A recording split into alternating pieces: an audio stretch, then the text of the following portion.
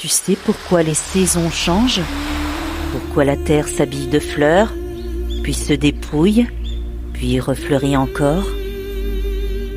Je vais te raconter une légende, une vraie, une de là-bas. Perséphone était une déesse jeune, belle, joyeuse. Sa mère Déméter, la déesse des moissons, l'adorait plus que tout. On disait que partout où elle posait le pied, l'herbe poussait plus verte, les fleurs s'ouvraient plus grandes. Elle courait dans les prairies, cueillait les narcisses et les violettes, riait avec les nymphes, insouciante, comme si le monde entier n'était que lumière. Mais sous la terre, quelqu'un la regardait. Hadès, le maître des enfers, un dieu sombre, solitaire, qui voyait dans Perséphone une lueur qu'il ne posséderait jamais.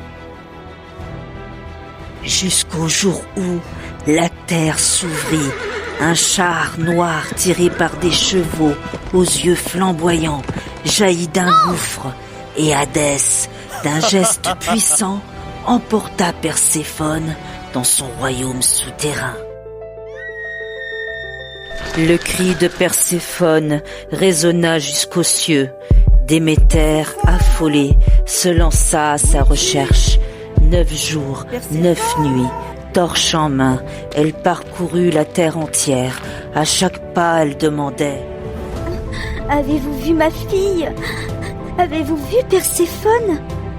Mais nul ne lui répondait, jusqu'à ce que le soleil, Hélios, lui-même, lui révèle la vérité. C'est Hadès, il l'a emmené. Alors, le cœur de Déméter se brisa. Elle, la déesse nourricière, détourna son pouvoir. Plus de blé, plus de fruits, plus de vignes.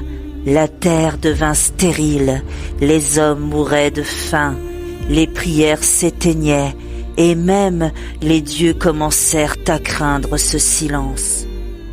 Zeus ne pouvait plus attendre. Il envoya Hermès, le messager, descendre dans les enfers.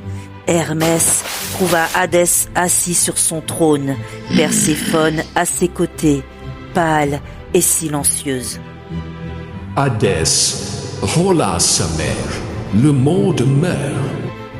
Hadès, le visage dur, hésita, et avant de céder, il tendit à Perséphone un fruit rouge comme le sang, une grenade.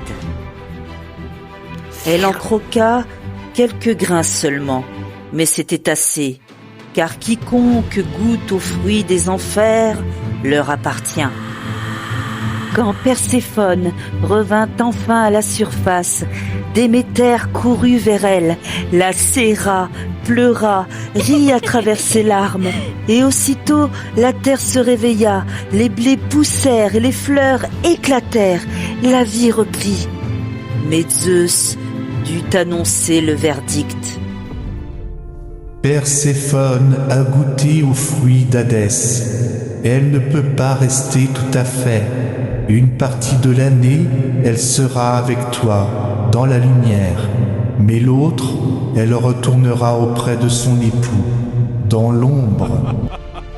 C'est depuis ce temps que les saisons existent. Quand Perséphone revient, Déméter danse de joie. La terre fleurit. C'est le printemps, c'est l'été.